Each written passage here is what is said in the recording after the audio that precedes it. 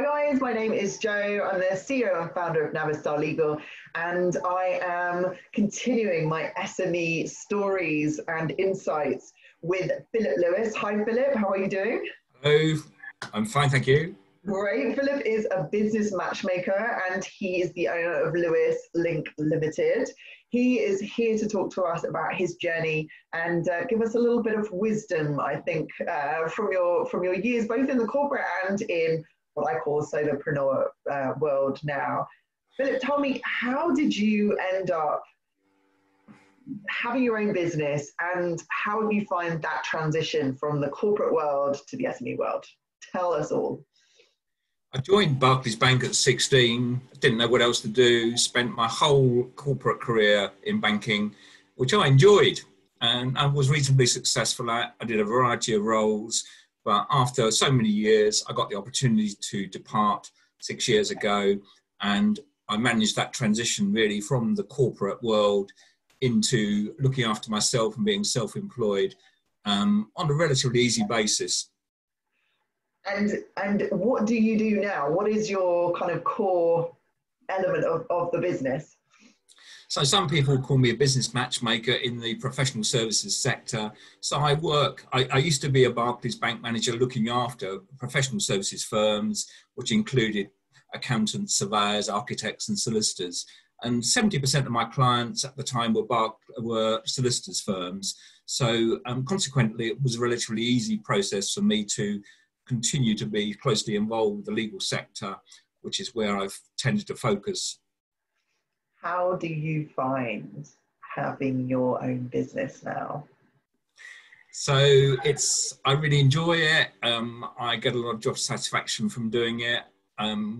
When I was working for Barclays Bank, it was like a large corporate world with thousands of employees, and no matter how well you're doing for the bank, you've always got somebody looking over your shoulder. You always have a boss. I hated the micromanagement side of that. And so having left and set up my own business, I'm very comfortable with making my own decisions and not having to turn to somebody else or having somebody else watching over my shoulder.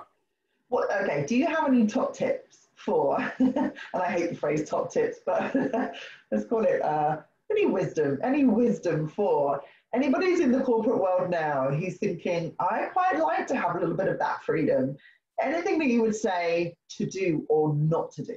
Like definitely don't do this or definitely do that, anything that you can think of. I think it's a timing issue for a lot of people. For me, I spent my whole career in the bank. I was lucky enough to be able to depart and take some financial risks. If you're younger, that's more difficult. So timing is very important with this. It's also about how many connections, how confident you are in taking that step to run your own business. You're not going to have a salary anymore largely unless you've got retained work, which I've got some retained work. So there is quite a big financial risk to doing it. But I would say there's a lot of SMEs out in the market now. Many people are self-employed, and it's how can I say, don't be afraid, to take that step and go out on your own and be confident about your own abilities. It's a very personal decision, isn't it? And you're right, like timing is everything, but sometimes you can't wait till the right time. It's like, yeah, you've got to wait for the right time, but actually sometimes just go for it. And I think now, well, I kind of imagine with the economic changes that are going to be enforced or forced upon us over the next couple of months, or for many of us already, there are going to be a lot of people saying, okay, well, look, maybe I'll give this a try. The risk and the timing has kind of gone out the window now. Oh, yeah, brilliant. Now, one of the things I know about you and that you've shared a lot about is your network. You're a big networker. You're an avid networker. People have genuinely just come to you and said, I love what you do. Come and talk to us about your networking. And even though that's not your skill is the networking. Tell us about networking. How can I better network? I think it's focus, going to the right events where you can meet the right people, having good listening skills, trying to help somebody that you meet with their own agenda and their own business requirements and needs. If you help somebody, very often they'll want to help you back. It's having the skill to work a room, if I could use those words. I don't like that very much, but that's very important.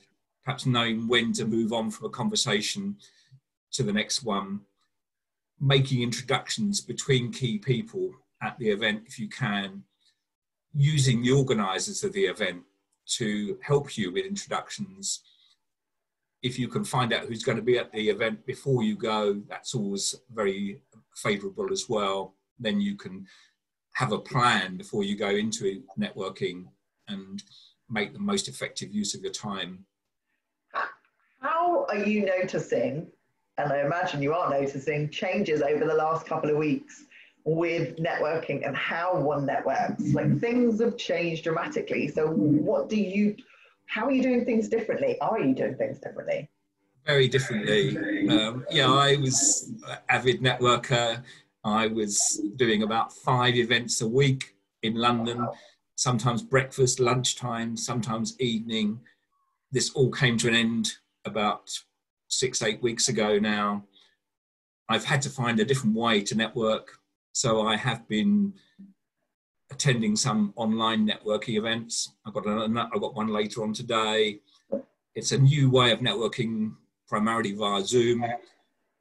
I like the events where you can have each person's got the ability to do maybe a 30 or 60-second introduction about themselves.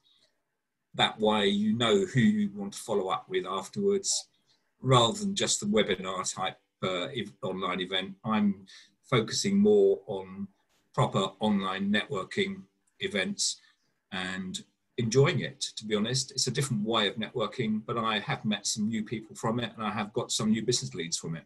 Amazing. That's great news. Oh, like, that makes me so happy to hear in this environment that people are continuing to do what they were doing, even if it's slightly shifted, and that there are still opportunities out there. That makes me really happy to hear positive stories.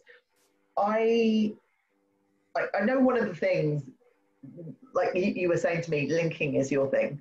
Hence the name of your company's name's Leiws Link Limited. That's what you do. You link people together, and that's effectively what you get paid to do, is connect the dots, pick people, find the right people.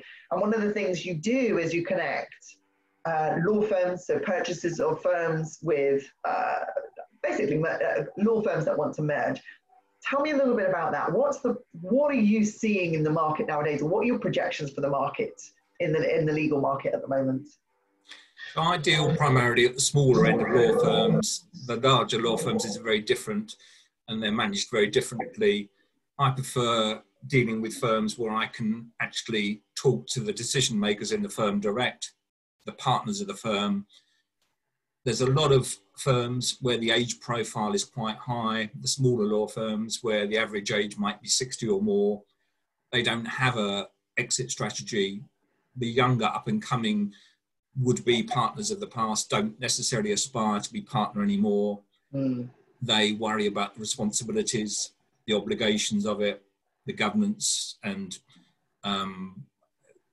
compliance issues that face partners these days who just want to get on and do their fee earning work but get pulled in other directions. They have professional indemnity issues. That's going through a lot of change, that market. Some of the insurers have pulled out. The cost is only going one way. I work in London. The rents are only been going one way in London, higher. Some firms are locked into a long lease. They don't know how to leave or retire gracefully because they have a personal obligation. Sometimes they guaranteed the rent, even if they're an LLP. So there's a whole host of issues there driving consolidation. And if I can help partners of law firms retire gracefully without having the worry of knowing what they're going to do in retirement and having financial issues if they got one-off costs with their insurance, I really enjoy that. And if I can introduce them to a firm via my link with NaviStar Legal Limited, with whom I have a commission sharing arrangement, it gives me a lot of joy and satisfaction. That's lovely. Yeah, I love the fact you're like, this is my passion project, and it sounds like the problems you're solving, I certainly saw, and I think you did too, the Law Gazette. Was it the Law Gazette, Legal Gazette? Yeah, well, one publication that said that there were going to be a huge number of consolidations post-lockdown. I mean, for me, that's the same M&A altogether. There's going to be a lot of businesses struggling and people saying, I've had enough now. Like, this is one, so the straw that broke the camel's back, this kind of economic downturn that is imminent, in my opinion, and so therefore this will drive additional consolidation in addition to kind of financial drives and problems for these law firms. So yeah, I mean, one thing I just want to say, I'm absolutely honoured that you've done this video, because I know this isn't your well, I say it isn't your strong suit, but you've been brilliant, and I'm so pleased. Thank you very much. Yeah. Connected. And it wasn't an accident that we had, well, I say it wasn't an accident, but you see people's profile on page and you're like, oh, great, oh, interesting. And then you realize how connected they are to kind of our movement forward. And so I'm really looking forward to having further conversations with you to see what's possible. I know you were saying that some of these guys who are, some of the partners who are looking, who may want to be, well, who don't really want to be taken over, who don't really want the next stage in their exit journey, but they're kind of, a lot of them are feeling, well, why don't you tell me what, like... I think, you know, in that respect, I think that if a partner can be allowed to sort of have a consultancy agreement with a firm that makes the acquisition and get some goodwill out of the business that way, a lot of law firms, I know from being a bank manager to them, don't have a lot of net asset in their balance sheet, because the traditional model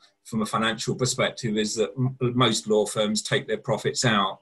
So there's not a lot of money left in the balance sheet. And so when you do the acquisition, there's the value can be more difficult to determine than a straightforward normal merger and acquisition. Yeah. So I think those lawyers who can perhaps get a consultancy agreement over maybe 2 or 3 years to take them into retirement, maybe work on a part-time basis, maybe just work from home until they can properly retire. That's a great exit strategy for them and allows them to have that graceful retirement, like I said earlier, really. I think the other thing I would just say is, in terms of law firm, you know, there's also in the market at the moment, there's some successful regional firms that perhaps want to get into London, and sometimes they can get into London via an acquisition of a small London firm rather than trying to start from scratch. They can get a presence there.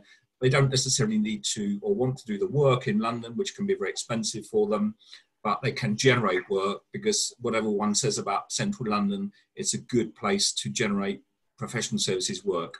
Yeah, absolutely. Well, Phil, thank you so much for joining us. I really appreciate it, especially jumping on the video bandwagon. You're welcome. Thank you for taking the time out. How can people get in contact with you if they're either a firm that wants to sell or vice versa, they want to purchase? How can people get in touch with you? So I don't have a website. A lot of people ask me about that. My company's called Leiws Limited. I don't feel I need a website. It's probably a bit arrogant of me to say that, but actually it doesn't really necessary. I've got a great network of people and introducers and contacts that I work with, and people find me via email, and my email address and mobile phone number are shown in my LinkedIn profile. So if you just search for LinkedIn, Philip Leiws link, if you Google Philip Leiws link, it will come up with, I think, #1 on that on Google. It'll be my LinkedIn profile, and there is a bit like my website. So I've got a comprehensive profile of what I do on there.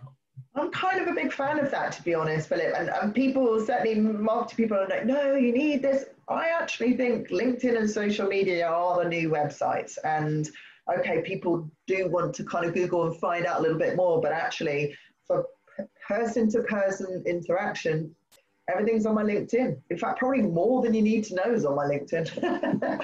So I'm a big fan of that. Great. Well, we'll put all of your details at the end of this video as well. Thank you so much for joining us. Thank you everybody who has joined us for these SME Insights, which today is more of a legal insight. Thank you for joining us and look forward to seeing you on the next one.